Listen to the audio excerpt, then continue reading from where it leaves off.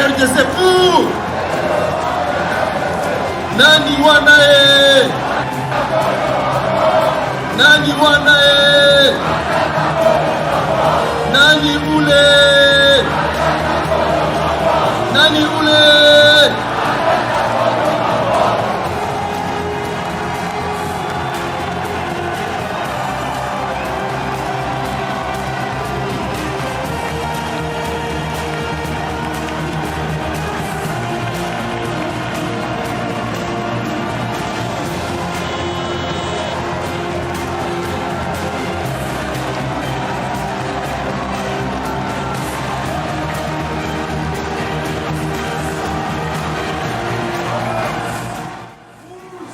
Mesdames et messieurs,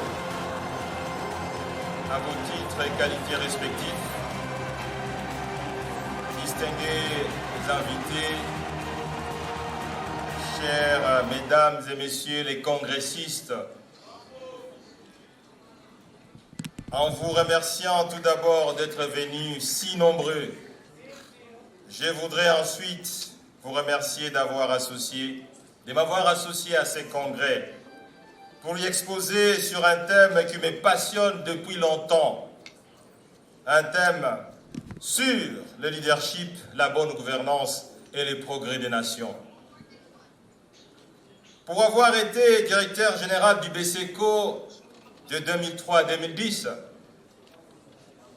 ministre des Finances de 2010 à 2012, Premier ministre de 2012 à 2016, je me suis en effet rendu à l'évidence qu'il n'existe aucun chemin qui mène à la prospérité sans passer par le chemin de leadership et de la gouvernance.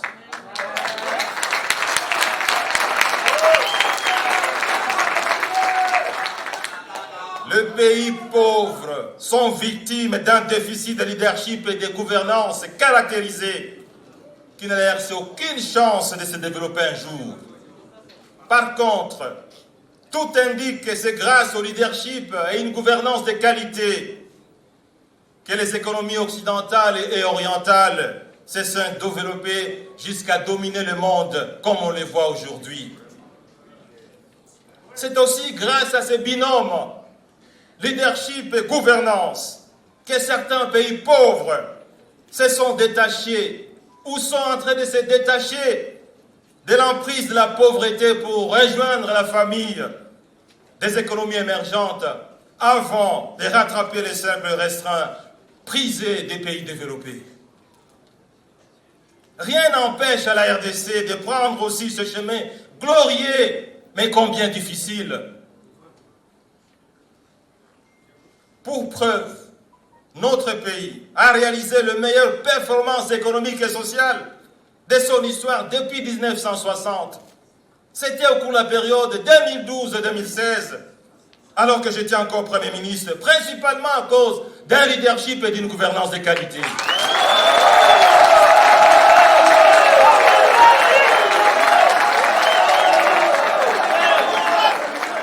Pour preuve, la RDC a gagné 11 points dans les classements de l'indice du développement humain du PNUD. C'était la première fois, chers amis, dans l'histoire de cette institution spécialisée des Nations Unies, qu'en une année, un pays réalisait à 50 ans un tel saut qualitatif de ses indicateurs socio-économiques. Une performance d'autant plus appréciée qu'elle a été sans appui du programme avec le Fonds monétaire international et sans aide publique budgétaire, ni de la Banque mondiale, ni de la BAD.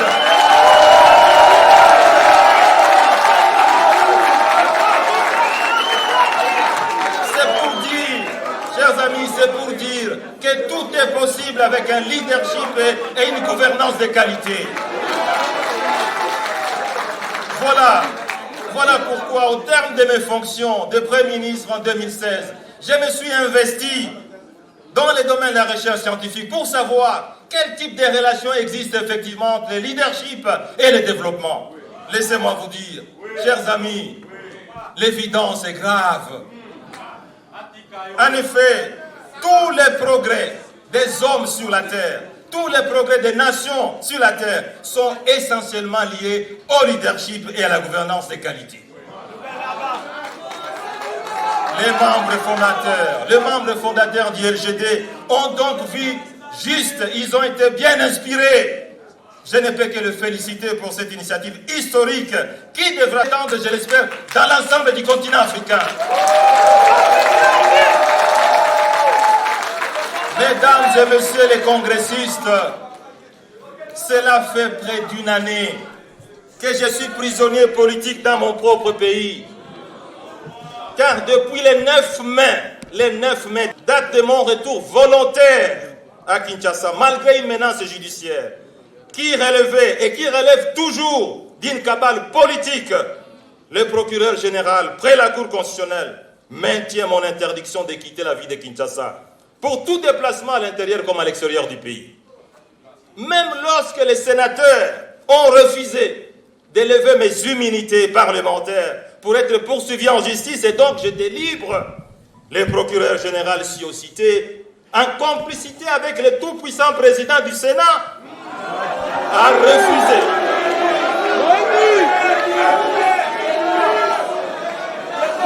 Le tout-puissant président qui a une assise populaire, le président du Sénat, en complicité avec le procureur, ont refusé de remettre mes droits de mouvement. Il fallait, chers congressistes, chers participants, qu'on trouve un nouveau dossier pour expliquer l'interdiction des mouvements de M. Matata. Voilà pourquoi ils ont inventé les dossiers des biens aérianisés. Cela fait près d'une année que je suis l'objet de poursuites judiciaires en violation flagrante de la Constitution et des lois de ce pays. Comme l'a su démontrer la Cour constitutionnelle le 15 novembre 2021, toutes les poursuites judiciaires engagées à mon endroit ont été jugées anticonstitutionnelles. Par conséquent, la Cour s'est déclarée incompétente et a clos définitivement tous les dossiers, y compris celui des biens aérianisés. En effet, conformément à la Constitution de notre pays, la loi suprême, à son article 168, alinéa 2, tout acte déclaré non conforme à la Constitution est nul de plein droit. Toutes les actions initiées contre moi par le procureur général près la Cour constitutionnelle sur les dossiers Bukangalonzo et biens aérianisés ont été donc qualifiées de non conformes à la Constitution et donc nul de droit. Et pourtant, cela fait près d'une année que je suis interdit même de me faire soigner à l'extérieur du pays, après avoir été empoisonné au moment où j'étais entendu par le procureur général près la Cour constitutionnelle. Mais tous les autres Congolais condamnés par la justice congolaise ou non condamnés ont le droit de se faire soigner à l'extérieur du pays, sauf moi, comme si je n'étais pas Congolais de père et de mère.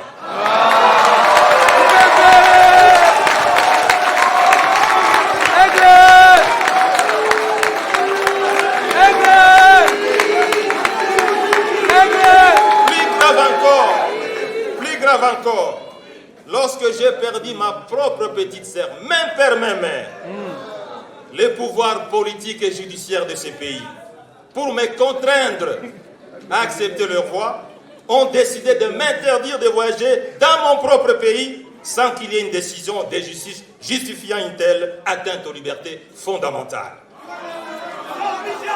La seule réponse que j'ai eue de ces services d'immigration, la deuxième, l'aéroport d'Ndjili, était que, monsieur le sénateur, votre décision de ne pas voyager vient d'en haut. Allez-y comprendre quelque chose, vient d'en haut. Chers participants, cela fait près d'une année que j'écris à plusieurs autorités de ce pays pour savoir qu'est-ce qu'il en est de moi. Peut-être la loi de ce pays interdit de répondre à un prisonnier politique qui n'a rien commis comme infraction. Le procureur général, près la Cour de cassation, à qui le dossier a été transféré abusivement et illégalement pour décision, a reçu plus de 6 lettres de mes avocats et de moi-même. Il n'y a répondu que par le silence. 6 lettres.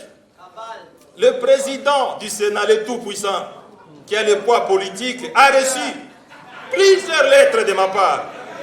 Sa seule façon de répondre, c'est le silence absolu. Et il a même osé offenser la Cour constitutionnelle en disant que l'arrêt de cette prestigieuse institution ne concernait pas le Sénat. Le ministre d'État à la justice, parce qu'il s'agit d'elle, s'est immiscé en violation de la Constitution et des lois de la République dans le traitement de mon dossier. Elle a reçu 2 lettres et elle a classé ça sans y répondre. Nous avons saisi même le président de la République, garant de bon fonctionnement des institutions. Près de 4 lettres lui ont été adressées. Aucune réponse ne nous a été donnée.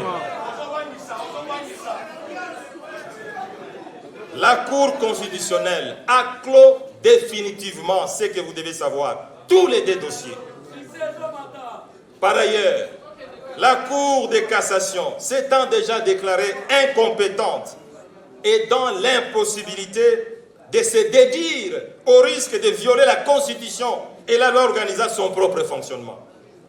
Comme vous l'avez vu hier, dans les réseaux sociaux et dans la presse, une lettre a été dévoilée dans laquelle le procureur près la Cour de cassation écrivait au chef de l'État que le dossier est clos définitivement, qu'il n'y a pas moyen de poursuivre Monsieur le Président, le Premier ministre honoraire, M. Matata.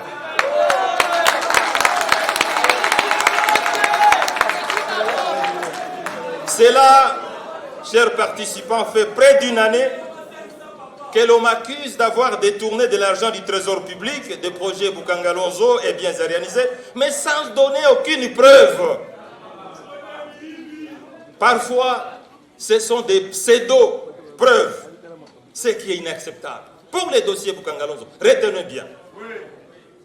L'inspecteur général de finances dira que c'est le responsable du projet Boukangalonzo, un Sud-Africain, qui m'avait remis de l'argent. Le fameux procureur général près la Cour constitutionnelle reprendra dans son acquisition qu'effectivement, c'est ce même Sud-Africain qui avait la gestion de ce projet qui m'a remis de l'argent. Mais quelle n'a pas été la grande surprise? Le même Sud-Africain déclara qu'il n'a jamais remis $1 à M. Matata et qu'il n'avait jamais vu.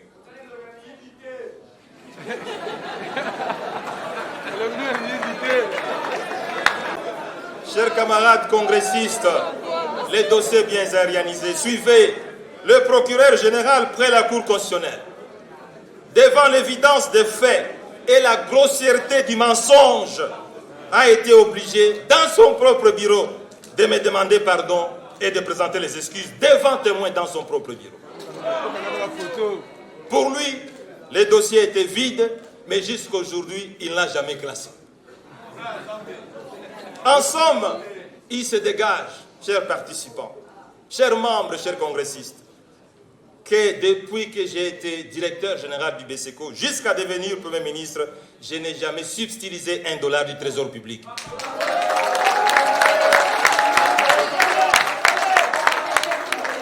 Je suis par contre poursuivi pour avoir refusé de faire comme les autres politiciens de notre pays, c'est-à-dire détourner l'argent du trésor public, le placer dans les comptes extérieurs, acheter des villas et des appartements, acheter des terrains dans la ville de Kinshasa. Je suis donc poursuivi pour avoir refusé de construire comme eux, juste pour tromper les yeux de la population, des écoles, des hôpitaux et des universités en briques d'aube et en paille, comme vous les connaissez.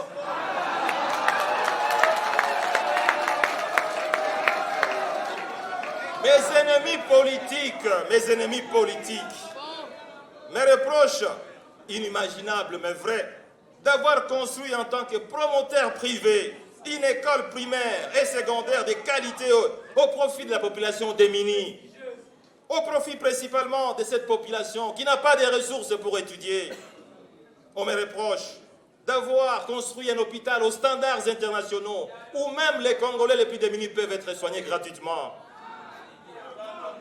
On me reproche d'avoir construit une université technologique de haut niveau où les enfants de 26 provinces étudient et ne sont pas complexés de n'avoir pas été en Europe. Mesdames et messieurs les congressistes, j'ai refusé de faire comme eux et je refuserai de toujours faire comme eux.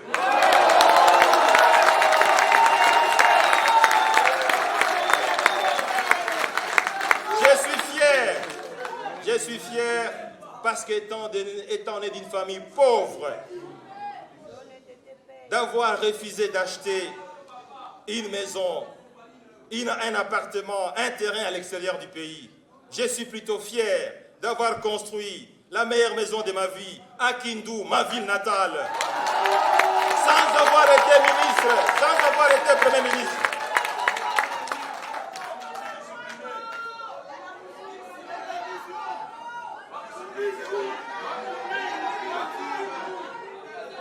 Chers camarades, certains de ces politiciens instrumentalisent scandaleusement les institutions de la République qu'ils dirigent en violation de la constitution des lois du pays. Heureusement que vous êtes là, la population congolaise, là, l'ultime arbitre et les grands bénéficiaires des fruits de cette bonne gouvernance. Vous avez compris par votre mythisme légendaire les motivations profondes de ces poursuites judiciaires qui ne sont que revanchards des politiques. Sinon, comment comprendre que ceux qui ont systématiquement pillé ce pays et détourné des dizaines et des centaines de millions de dollars, et pour qui les preuves sont établies, et ils sont connus de tous, mais ces gens sont là, en train de circuler et de voyager, aussi en vue de tout le monde. Comment comprendre que ces bandits financiers sont même protégés et promis dans cette République? Chers amis, cela fait près d'une année que l'on cherche à tout prix à me jeter en prison sans aucune preuve. Tout simplement parce que j'ai refusé d'obéir à certaines instructions. Et la population congolaise se pose la question, sur base de quels critères veut-on arrêter M. Matata? Si c'est à cause du montant détourné, mais il y a des gens qui ont détourné plus d'1 milliard de dollars dans ce pays. Et on les connaît, mais pourquoi on ne les poursuit pas? Si c'est base du critère de l'ancienneté, nous sommes tous des Congolais. Il y a eu des détournements depuis l'année 2000 jusqu'en 2016. Et ces détourneurs de fonds sont connus. Mais pourquoi on ne les poursuit pas? Si c'est base du critère récent, mais depuis 2017, nous sommes tous informés des détournements en cascade de fonds publics. Mais pourquoi on ne les poursuit pas?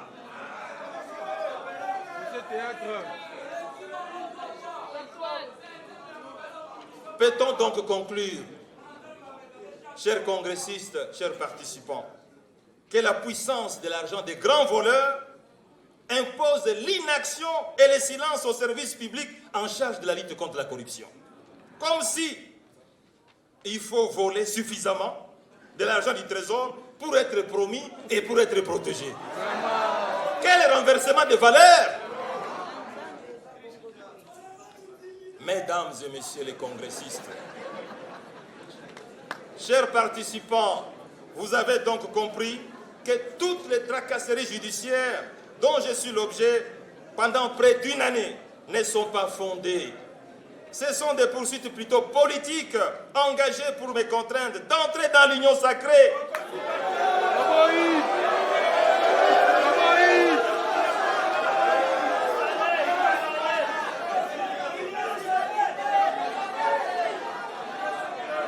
Chers congressistes, chers participants, d'où notre questionnement. Refuser d'entrer dans l'union sacrée devient-il une infraction? refuser de dire qu'on ne sera pas candidat président en 2023 devient-il une infraction? Si c'est une infraction, quel est l'article de la loi qui qualifie cette infraction et quelle est la peine qui est prévue? La réalité est que cette infraction n'existe pas. En fait, je suis l'objet d'une injustice flagrante qui fait de moi un prisonnier politique au vu et aussi de tous les Congolais, de toutes les institutions internationales spécialisées des droits de l'homme et de tous les partenaires au développement qui s'en étonnent. Pendant ce temps, beaucoup de fonds publics, retenez bien, beaucoup de fonds publics qui auraient dû servir à la construction des écoles, des hôpitaux, des routes d'intérêt communautaire, sont dépensés pour financer des campagnes de communication coûteuses contre moi, devant contraindre l'opinion que vous êtes, tant nationale qu'internationale, à croire aux mensonges incongrus des détournements de fonds, comme si on était la Deuxième République. Fort de cette injustice flagrante, qui scandalise des millions de Congolais et la communauté internationale, et qui ne fait nullement honneur à notre pays, je demeure engagé, comme vous les congressistes, comme vous les Congolais, à contribuer à l'établissement d'un état de droit dans ce pays. Mieux, à apporter ma contribution à la prospérité de cette nation, telle que rêvée par le père de l'indépendance, comme Emery Patrice Lumumba.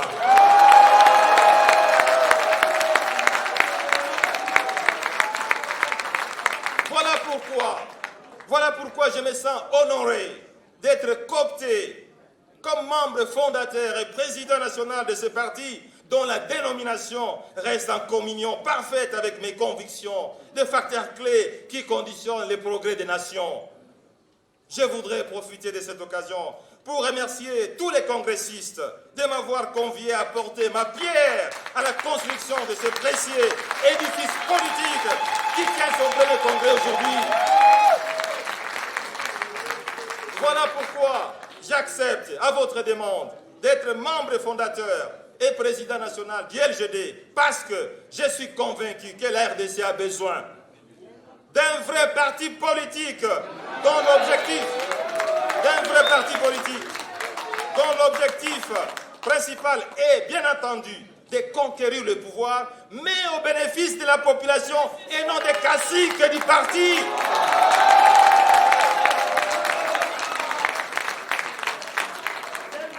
Un parti devant convaincre les Congolais qu'un parti politique n'est pas une institution familiale à but lucratif, que c'est plutôt un outil politique qui, une fois au pouvoir, travaille pour l'amélioration du bien-être de la population. Un parti dont le mode de gestion des affaires publiques devra être caractérisé par un leadership fort et une gouvernance exemplaire capable de justifier et de crédibiliser la conquête et la gestion du pouvoir. Un parti capable d'attirer les meilleurs de ses fils et de ses filles, du point de vue de la compétence et de l'éthique, au lieu d'être un foisonnement des intellectuels véreux, des rejetons courageux et des bons parleurs de la société.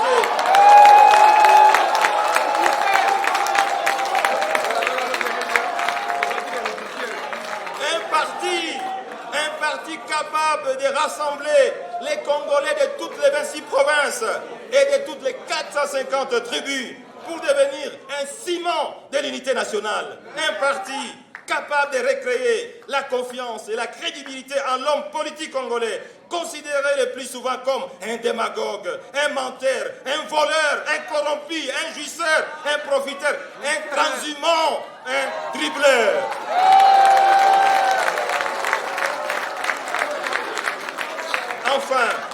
Enfin, un parti devant être considéré comme une structure solide, efficace, efficiente, capable de rassembler les Congolais autour d'une philosophie, une idéologie commune et devant résister à l'usure du temps au profit de la prospérité de son pays et de son peuple de génération en génération. Voilà pourquoi, chers congressistes, chers participants, j'accepte d'être membre fondateur et président national de notre parti. Parce que La situation socio-économique du pays est catastrophique et requiert un traitement de choc capable de changer totalement le paradigme de gestion tant politique, économique et sociale. Un pays, écoutez bien, un pays qui en 1960 était devant plusieurs pays africains et qui devait aujourd'hui être une économie émergente, mais qui se trouve parmi les derniers du continent. Un pays qui, par comparaison, était presque au même pied d'égalité que la Corée du Sud, mais qui est classé aujourd'hui comme l'un des pays les plus pauvres du monde. Un pays dont les exportations agricoles représentaient près de 30% des exportations globales en 1960, mais qui n'en exporte plus que moins d'1% aujourd'hui. Un pays qui vit désormais des importations de produits agricoles qui lui coûtent près de 2 milliards de dollars par an, alors que presque tous les produits importés peuvent être produits sur le sol congolais. Un pays qui importe des poissons chinchards, alors que les poissons meurent de vieillesse dans le fleuve et les lacs poissonnés. Leadership. Un pays où la mauvaise gouvernance est prépondérante et place la RDC parmi les plus corrompus du monde. Mesdames et messieurs les congressistes, ces tableaux sombres nécessitent une bonne gouvernance et des réformes d'envergure, car aucun pays au monde ne s'est développé avec la mauvaise gouvernance. Félicitations donc aux membres fondateurs du LGD qui l'ont compris et qui veulent passer à l'action au profit de l'ensemble de la population. Voilà pourquoi j'accepte d'être membre fondateur de notre parti, parce que la situation sécuritaire à l'est du pays est préoccupante. Une centaine de groupes armés opérant principalement dans le Nord Kivu, le Sud Kivu, l'Ituri, les Tanganyika sèment la terreur. Des tueries de masse de la population civile sont commises depuis plusieurs dizaines d'années. Les exactions auprès de paisibles citoyens sont régulièrement opérées. Des pillages systématiques des ressources naturelles sont planifiés et exécutés. Des violations sexuelles sont parfois utilisées comme armes de guerre sur nos sœurs, nos mamans, voire des enfants mineurs qui finissent par perdre l'essence de la vie sur Terre. Des déplacements massifs de nos concitoyens à la recherche de la paix et la sécurité sont observés régulièrement. Cette situation, retenez bien, procède fondamentalement d'une malédiction de leadership et de gouvernance qu'il faut exorciser dès aujourd'hui. Car aucun développement économique inclusif ne peut être envisagé de manière durable sans la paix et la sécurité dans l'ensemble du pays. Au terme de ce congrès, chers congressistes, chers participants, des 3 jours, j'ai compris que notre parti a pris la ferme résolution de s'investir à fond dans la recherche des solutions devant résoudre définitivement cette question de l'insécurité à l'est du pays. Mesdames et messieurs les congressistes, au regard de ces gigantesques défis ci-dessus évoqués et la nécessité de les adresser de manière efficace et durable au profit de l'ensemble de la population congolaise, je vous informe avoir décidé d'accepter votre choix porté sur ma personne comme candidat de notre parti à l'élection présidentielle.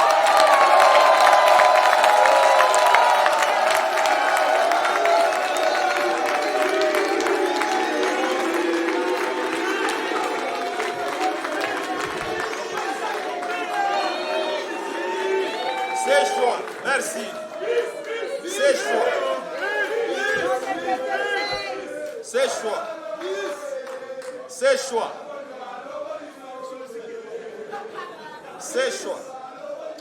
Ces choix est un appel au devoir et au sacrifice citoyen face à ces destins de tout un peuple. Je mesure en l'instant l'essence élevée de l'honneur porté sur moi et la gravité de la décision que je viens de prendre au regard des attentes grandioses de tous les Congolais de voir un jour leur pays être remis sur la trajectoire de la prospérité.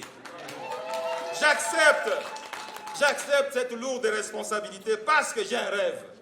J'ai un rêve comme celui de Patrice Emery Lumumba, de voir au centre du continent une puissance économique au service des Congolais, des Africains et du monde. Ce rêve est possible, car le potentiel en ressources naturelles et humaines que nous a légué Dieu est incommensurable. C'est bien ce rêve qui permettra aux Congolais de tirer profit de toutes les ressources minières, de l'air terre arable, du gaz méthane du lac Kivu, des eaux du fleuve Congo, des eaux des rivières, des eaux des lacs, des parcs animaliers, de la forêt équatoriale, des sites d'Inga capables d'électrifier l'ensemble du continent africain. J'accepte. J'accepte cette lourde charge parce que j'ai un rêve. Un rêve comme celui du maréchal Mobutu Sese Seko Kukumandu wa Zabanga.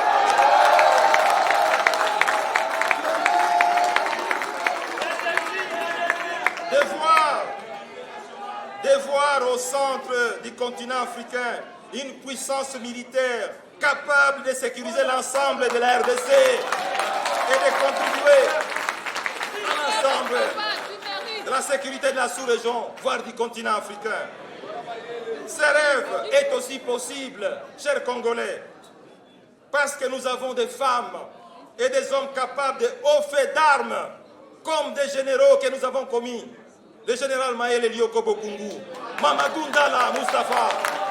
Rappelez-vous, chers amis, rappelez-vous qu'au cours des années 70 et des années 80, dans ce même pays, l'armée la plus forte de l'Afrique centrale, c'était l'armée de la RDC. J'accepte. J'accepte ce choix historique porté sur moi, parce que j'ai un rêve.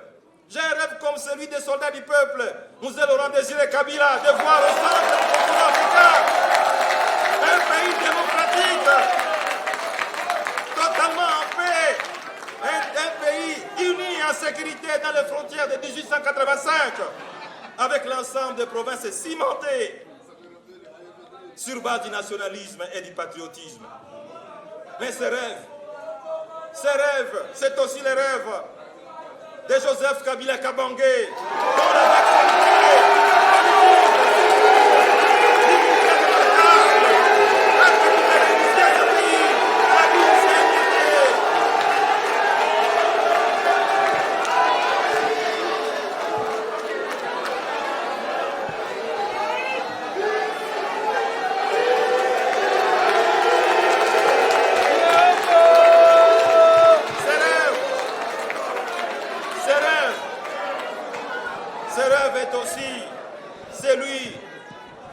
Kabila Kabange, dont la dextérité politique, sur fond d'une humilité remarquable, a permis de réunifier ces pays jadis émiettés en plusieurs provinces.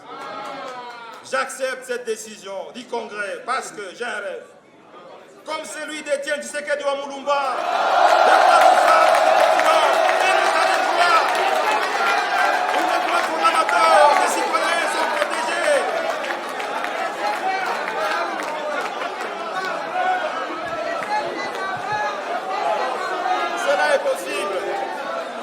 Cela est possible parce que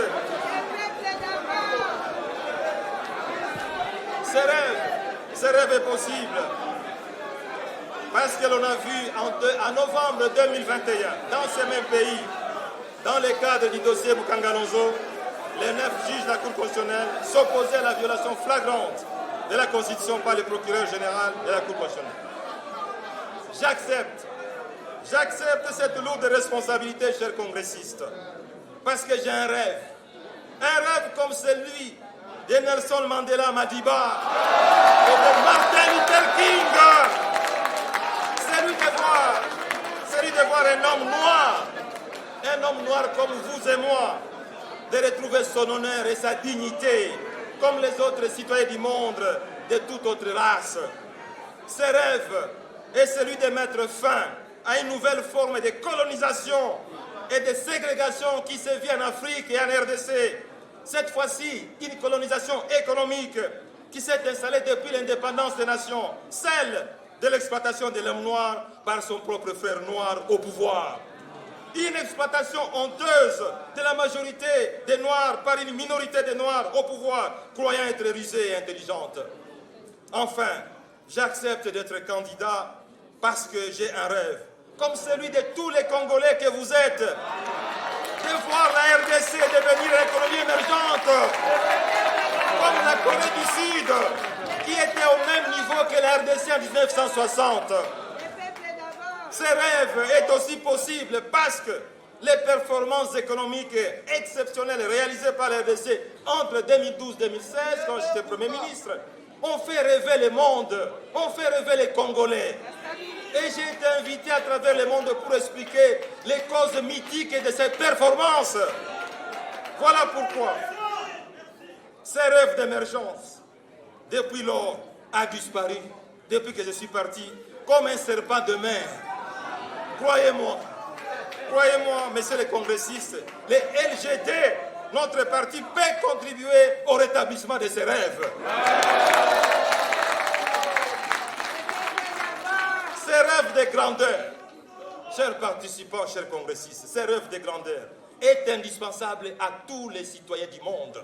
En effet, seul le type de rêve des leaders est capable de mettre notre pays sur la trajectoire de l'émergence. C'est bien ce rêve qui a produit Patrice Emery Lumumba, dont les idées révolutionnaires et la passion de l'indépendance du continent et de l'Afrique ont fait vibrer les continents et le monde. C'est bien ce rêve de grandeur qui a produit Simon Kimbangu, dont la hauteur spirituelle et les croyances religieuses exceptionnelles sont connues mondialement. C'est bien ce rêve qui a produit Anaris Nengapeta, martyr de la pureté, dont l'attachement à l'intégrité jusqu'au sacrifice physique marquera jamais l'histoire du pays et du monde. C'est bien ce rêve de grandeur qui a produit tout récemment Denis Mukwege, prix Nobel, dont l'abnégation et les dons de soi au profit des femmes victimes de violences sexuelles ont été reconnus mondialement.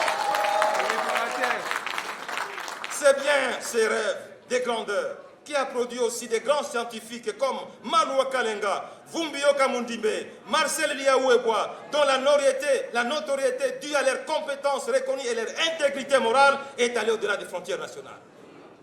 C'est bien ce rêve de grandeur qui a produit des grands musiciens comme Kabasele Chamala, Grand Calais, Rochero Tagoulé, Shungu Wemba, Diodi Papa Wemba, dont la musique a fait danser le monde entier.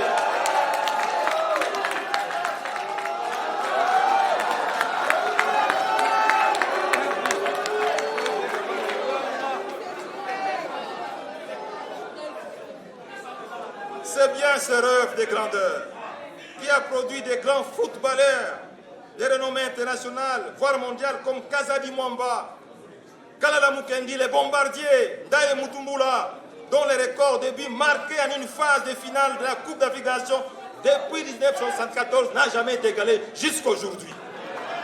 Mesdames et messieurs les congressistes, chers participants, ces rêves de grandeur, pour qu'ils deviennent une réalité, doit être porté par un parti politique comme les nôtres, les LGD, qui a une vision claire, des objectifs précis et ayant pour mission de mobiliser l'ensemble du peuple pour son destin commun et glorieux, fondé sur l'accomplissement total de chaque individu. Ces rêves de grandeur doivent être fondés sur le changement, voire la rupture, changement du paradigme social congolais actuel qui porte les germes propres du sous-développement et qui ne peut maintenir le pays que dans la pauvreté. Les LGD, par sa philosophie, son idéologie, son engagement, devra travailler pour l'émergence au sein de la population congolaise d'une nouvelle culture de vie fondée sur des valeurs, au lieu de placer les antivaleurs qui emprisonnent la RDC dans la pauvreté. Une culture de vie fondée sur le travail ardu et non sur la jouissance et le divertissement, sur la discipline et la rigueur et non sur les désordres et les laisser-aller, sur les sacrifices individuels et collectifs et non sur la satisfaction immédiate et l'oubli du lendemain. Le rêve des services au profit des autres et non sur l'égoïsme individuel. Ce rêve doit être fondé sur le courage des idées et dans l'action et non sur la peur de l'échec, sur la prise de risques et non sur l'inaction et le confort, sur la recherche de l'excellence et de la perfection et non sur l'acceptation de l'assistance, sur la profondeur des choses et non sur l'apparence trompeuse, mieux sur la méritocratie et non pas sur la médiocrité.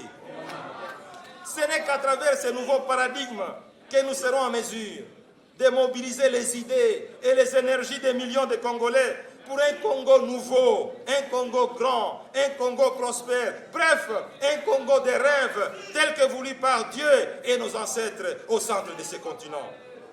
Pour terminer, chers congressistes, chers participants, je voudrais m'adresser aux Congolaises et Congolais de l'ensemble du pays à travers les 26 provinces. Vous, Congolais, qui êtes fatigués d'avoir adhéré à des partis politiques qui vous ont totalement déçus. Vous, Congolais, qui n'avez jamais adhéré à un parti craignant d'être déçus. Vous qui pensez que la politique est synonyme des antivaleurs, de la corruption, des détournements. Votre parti est arrivé. Il s'appelle les LGD.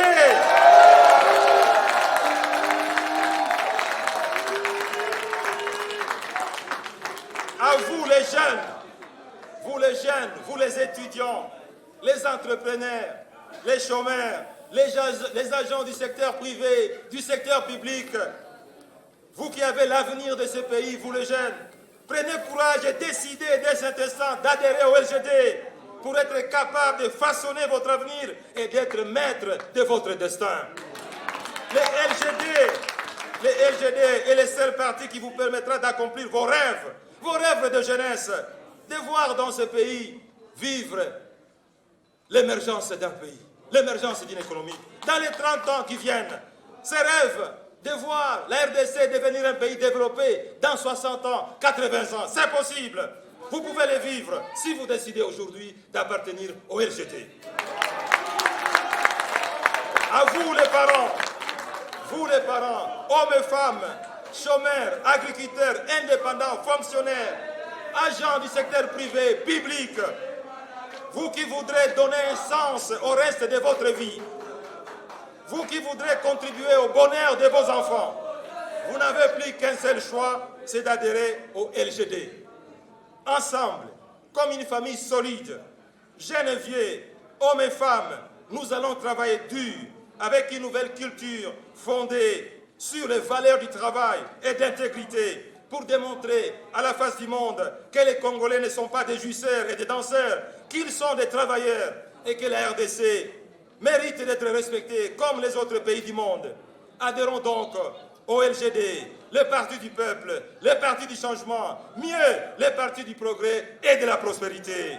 Que Dieu bénisse le LGD, et le combattant, et le RDC.